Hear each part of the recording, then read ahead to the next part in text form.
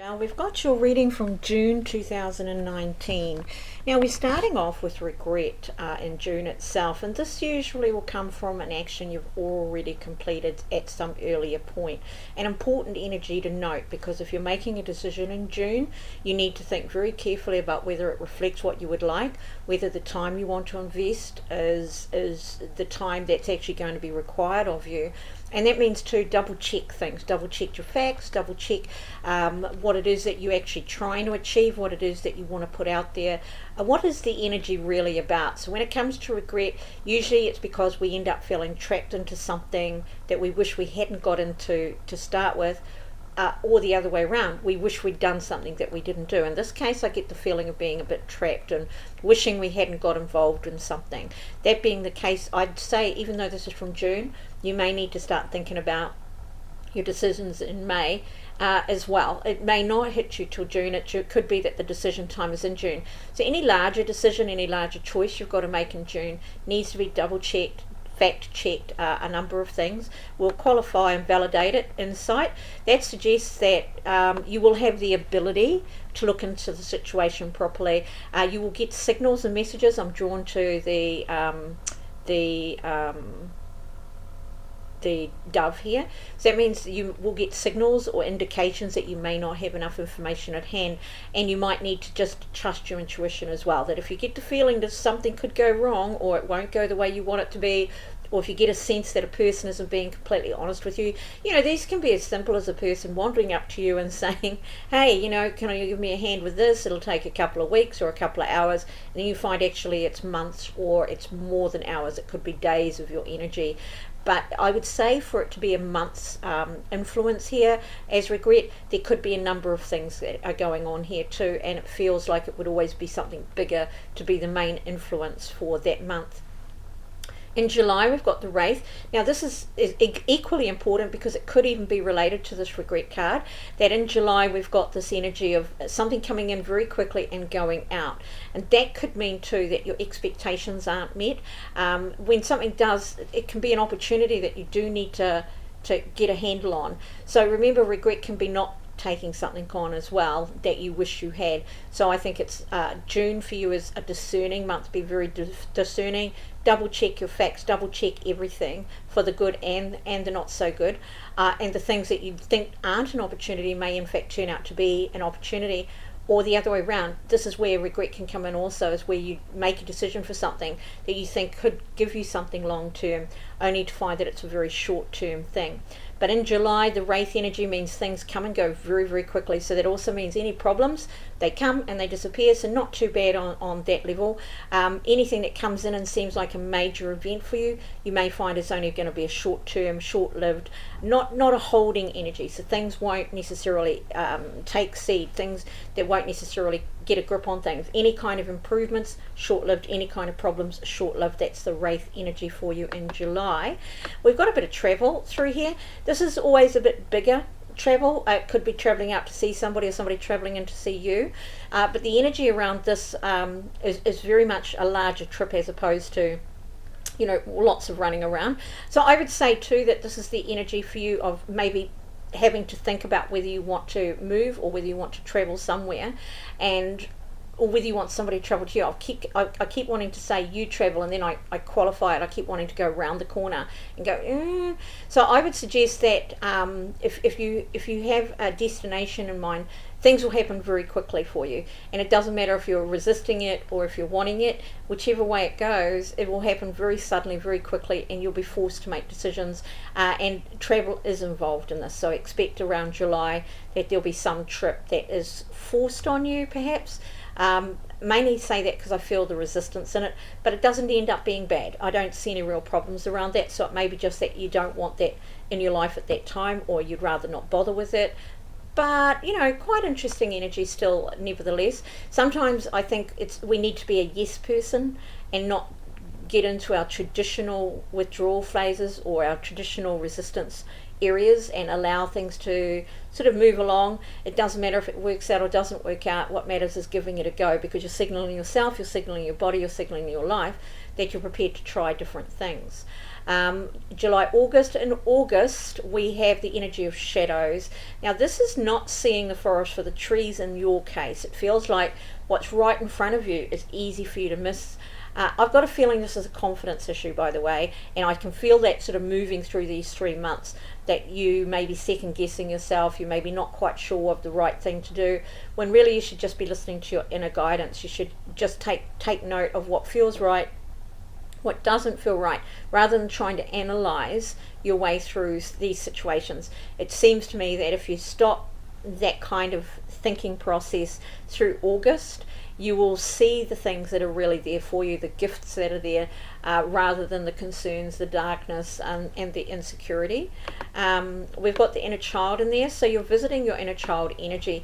That is actually a good sign, because it means it's not something current in your life. It's a belief created earlier in your life that could be a lack of self-confidence, as I've already mentioned, that you can go and address. You may want to, do an hypnotherapy. You may want to go and play around with that. And if you start doing that today, it will benefit you up there in the future. Remember that when we're looking at cards for your future, this gives you an opportunity to move, shift, and change things. It isn't something you have to live out.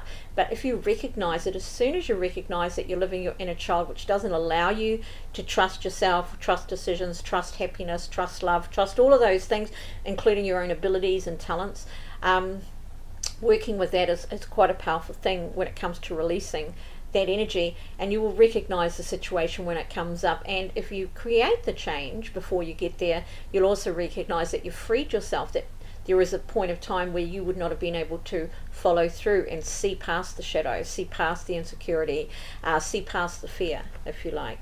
We've got manifestation, August, September. In September, see, this is me just trying to add up the months there. So in September, we've got manifestation reversed. It isn't a good month for doing things. Out of the 6 months, this would be your least favored month for trying to get things going, trying to start things, trying to create what it is you want to create. That makes it a really good month for going to ground, planting seeds, planning, sowing seeds for the future. Now, I want to point out that we've got in July and October, we have temporary energies. Very important to acknowledge that that's an energy that keeps coming back, or it's revisited more than once in a 6-month period. So we'll talk about that. But I wanted to say that because with manifestation upside down, you may feel like something's making headways, only to find that that's not quite the way it's going. So everything will feel like hard work, that timing will be off, things just won't feel right. It doesn't mean you can't manifest in your life. It means it's not the best energy for that. There's a right time for everything, and there's a right time for planning. When manifestation goes to ground, I treat it like planting, growing things. There's a time that you put the seed in, and it will grow its roots very, very strongly, very quickly, and send up a good, strong shoot. There's a wrong time to plant that seed, where it sends up the shoot quickly, but it's always weak and wimply because it hasn't given itself a solid foundation. And so this is a foundational energy. It doesn't mean it's bad. It just means that if you try to push things through, if you try to get things done, if you try to create something, if you try to get money, loans, anything like that, you'll probably find it very hard work, and you'll go through a whole month of pushing for it, and you might get it the next month or a couple of months down the track, but your timing will be off. The validating card is this feeling trapped. So we've got that energy as well. Feeling trapped is always going to come from trying to push hard in an area that just isn't in the right time zone. The right people aren't there, the right situation, support, all of that stuff aren't there for it, which makes it a good time to just sow the seeds, plan ahead, make sure that you've got everything in place, put your money away for that month, whatever it is that you need to do, and then push ahead a bit later. In October, we've got this temporary energy, as I said before, and again, we've got things with temporaries not quite as fast as the wraith. Something comes in and it just disappears very, very quickly. It's like it was never there, which can be, money. And so on in July could be an issue for you as things come and go. Having said that, with travel in there, you may have to spend the money, so you may find yourself with money and then find yourself without it. Not necessarily a drama or a bad decision on your part, just something that has to happen sometimes. The temporary card is a little bit different. The temporary card is a transient energy, and that is to say that you may find yourself more interested in things in the short term. So it's a good month for doing short-term projects, quick turnover stuff. It's not a great month for long-term planning. It's the sort of energy too where you lose interest in things. So it's not always about things outside of yourself. It can be that whole energy of, I just want to go away for the weekend, and then once you've done that, you're over it quite happily, So it's all that very much short-term project, short-term things. If you try to keep your mind on a long-term goal or a long-term project, you'll find yourself distracted easily and a lot. Not necessarily a bad thing, but in October of next year, you're heading up to this time again. You may find that it's the best thing to just keep your mind in the moment, living in the now for that whole month.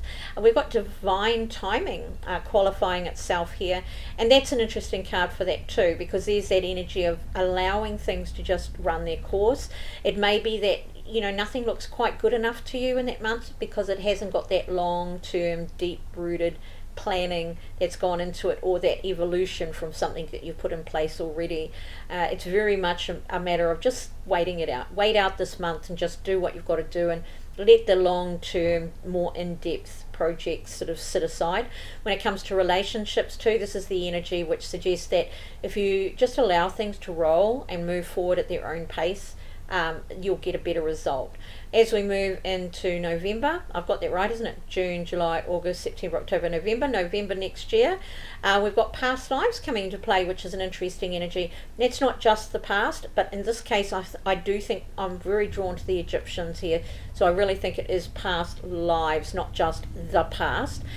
When that happens, you will see your own cycles. You'll see your own behaviours, not necessarily bad behaviours either. You'll see what you've learned. You'll understand where it's come from. It's an epiphany month for you, November of next year. And I do see that as really interesting for you because it's a spiritual development energy. It's the energy that allows us to grow beyond behaving in a way that is dictated by our past actions, beliefs, and the things that were brought to us. And we kind of start with this up here, the inner child energy, and I'd say by November you've got a hold on it. You've got it under control. Here you've got a decision to make. The naughty or nice card I quite like.